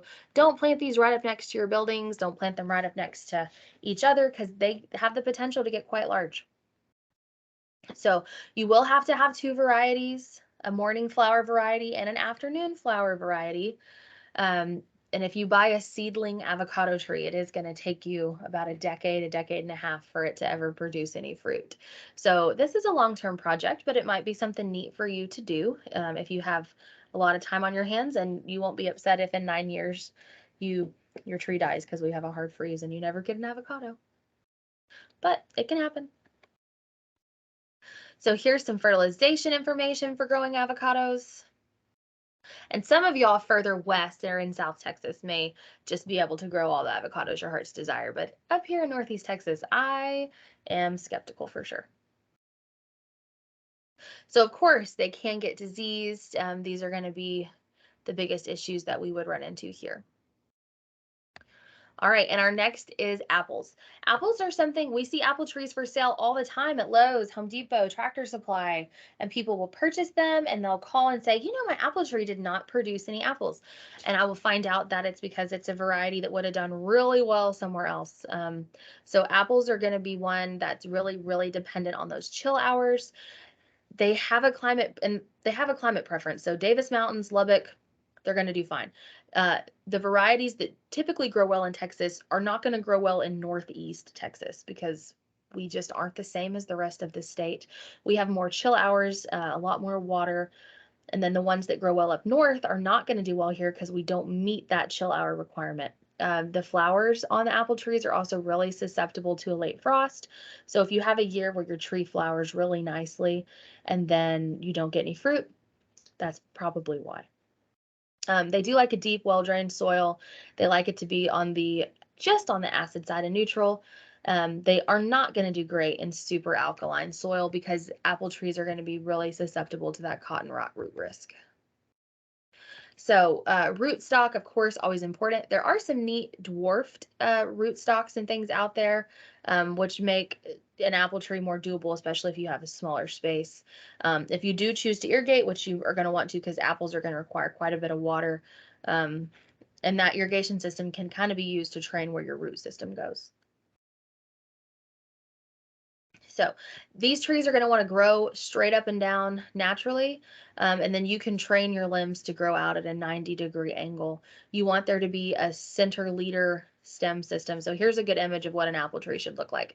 And as we're training these trees, we're looking for a lot of different things. Number one is going to be air circulation, light penetration, but also ease of picking, right? It's beautiful to see a big round canopied apple tree, but it would be really difficult for you to climb up there and pick all the apples. So as we're planning to harvest, we need to be making plans on how we want them pruned.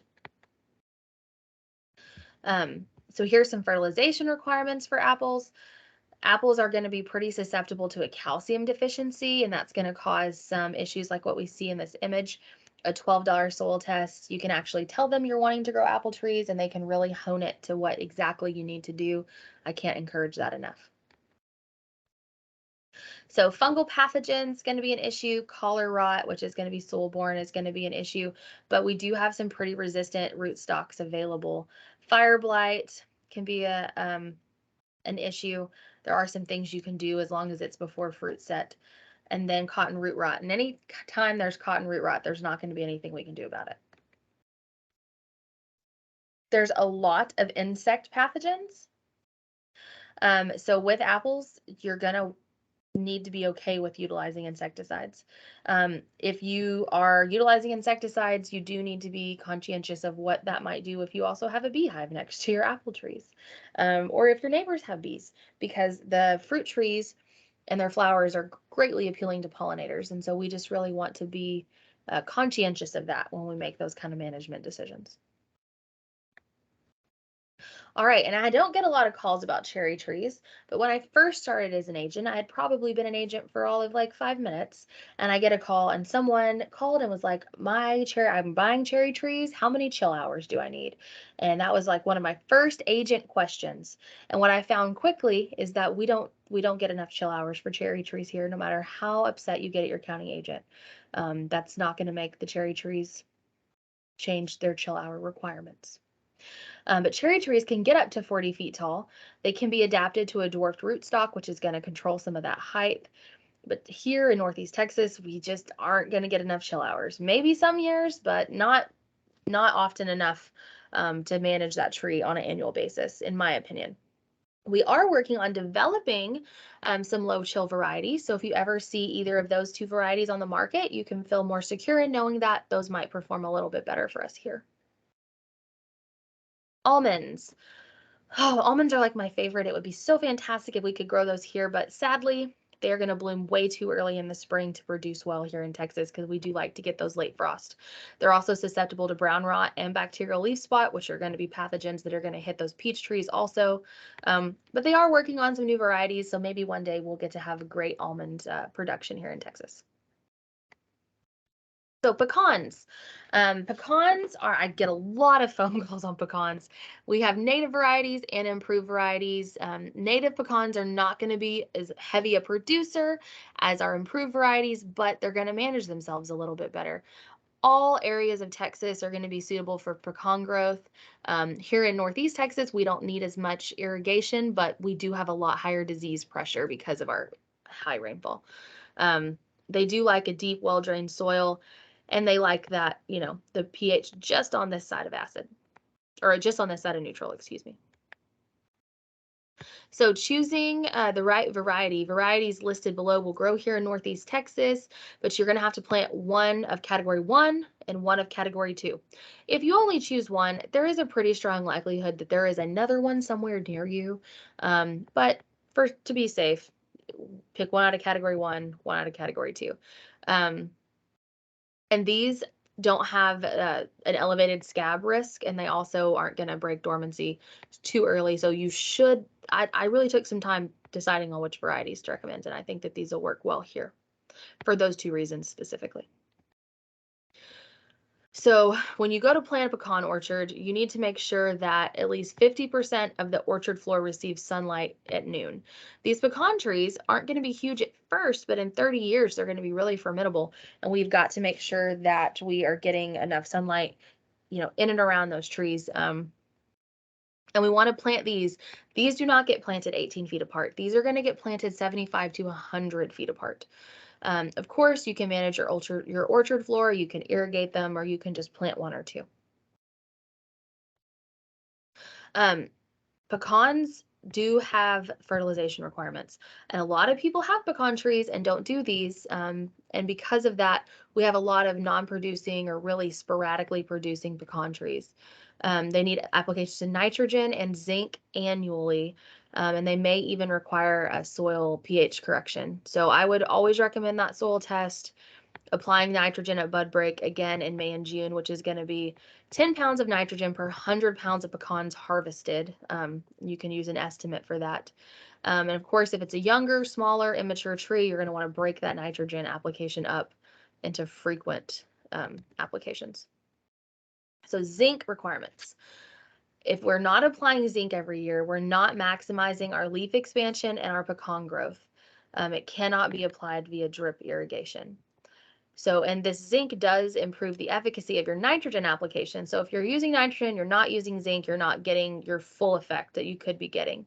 And young, fast-growing trees are going to need zinc applications every 2 to 3 weeks from bud break to early July. They may also need potassium and phosphorus applications every 1 to 3 years, but I would do a soil test before I did that. There are a lot of different diseases that can impact pecans. And while there are treatments for some of these, a lot of the issue we run into is that a homeowner is not going to be able to use the chemicals that we need to treat a lot of this stuff because there is a like a greenhouse re-entry requirement. And if it's in your front yard, you can't control that. So these chemicals are just not going to be really suitable for homeowners. So it's more important that we really manage our pecan trees before they get sick, because once they get sick, we just run out of options. So I'm going to segue into gardening. I know we don't have a lot of time left, but feel free to stop me if you have any questions. When we're considering gardening in Northeast Texas, it's going to be really similar to considering to plant an orchard. You're going to want to consider, what is your goal? What is your budget? So how much money are you willing to spend on this? How much space do you have, and how much time do you have? Everyone's going to have a different goal in mind. You can have organic gardening versus conventional. We can even have permaculture, where you're just managing that soil constantly. Maybe you don't want to grow vegetables. Maybe you want to grow flowers. Or maybe you just want to grow enough tomatoes so you can can some tomato sauce and some salsa. Or maybe you want to have a farm stand and you'd like to produce enough. And if you don't have answers to those questions, we probably need to go back to the drawing board and really decide where we want to go. And then as you visit with your county agent, they're going to have a more clear idea of where they can send you. So budget in mind, I've seen, pepper plants and tomato plants grown in 5-gallon buckets from Tractor Supply, and I've seen people spend, a whole lot of money making their garden just a beautiful experience in addition to a productive place. So it's all about how much does it matter to you? How much money do you want to spend on it? But once you understand what you're willing to do, then it gives us more options on where we can send you with that. So as you're deciding what to grow, you do need to decide what your primary goal is going to be, if it's going to be vegetables or if it's going to be flowers. Either way, your variety, just like with our fruit trees, our variety counts. So we've got to choose varieties. They're going to do well where we are. And the season counts. So for example, you don't want to plant tomatoes in October. They might do okay one year, but for the most part, we're going to want to start our tomatoes indoors in February, and then we're going to move those out after a danger of frost, and they're going to be a really great producing summer crop. Whereas collards and spinach and your cole crops are all going to be great things for you to grow in the spring and through the fall when we don't have such hot temperatures. So season counts as well. So when you can get started gardening at any time. You don't have to wait for dormant season, but make sure you're picking the right plants. If you're not sure, and you know you want to grow something, we have on Aggie Horticulture, there is a planting guide that is going to tell you when to plant what, and even where to plant them, how far apart to plant them. It's a really great thing. And then before you start your garden, whether you're going to plant in the ground or you're going to do raised beds, a $12 soil test can save you so much time, energy, and it's going to just really hone in your fertilizer. Because when we're using these synthetic fertilizers, we really want to be doing it as recommended. We don't just want to be guessing for a lot of reasons. The first reason is if you overutilize it, it's going to wash off into our creeks and our ponds, which is not good. If you underutilize it, your plants aren't getting what they need nutritionally and they're not going to produce like they should. So a soil test is a really easy way to get to the exact amount you need, and your county agent can help you with that if y'all have any questions. So that is, and like I said, I found out I was going to do this presentation at 4:30, so it's a little bit put together quickly, but if y'all have any questions, I would love to take those now.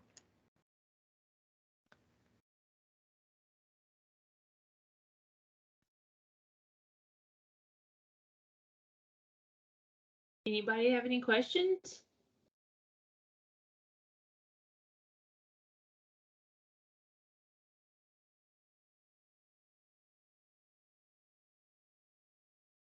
All right, well, if there are no questions, remember oh wait, will we get the replay? Yes, of course, just like we've done on all the other ones. We'll download this and we'll send it out via email. It'll be posted on my YouTube channel also.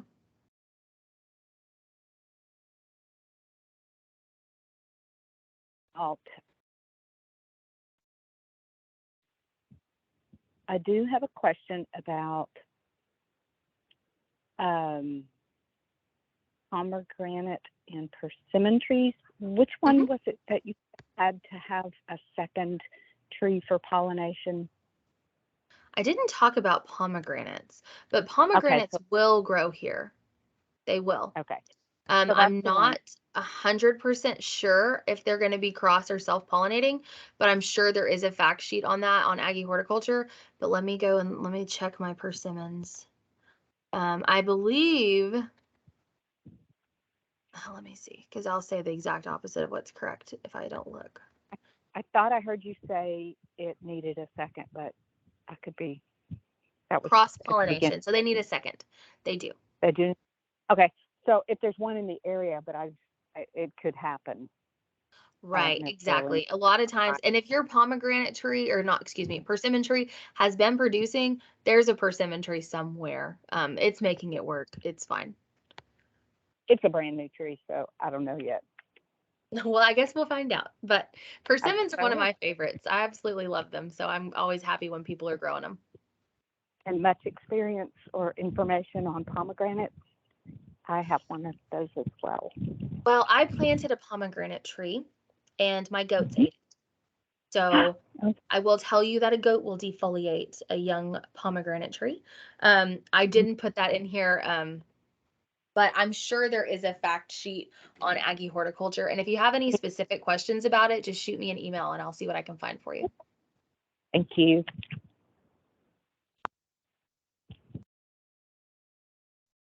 Anybody else? Okay, well, thank you all so much for sticking with us for 5 weeks. I can't believe we've already come to the end of this awesome series. You will be getting a survey sent to your email tomorrow. Please take the time to complete that survey.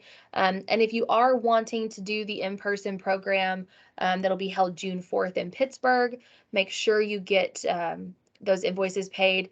And if you register now, if you don't mind, send me an email so I know to go send you an invoice. But if we don't have about 10 people by Monday, we're probably not going to have that. So if it's something you're thinking about doing, now's the time to jump on that. So that's all I have for y'all this evening. Thank you so much.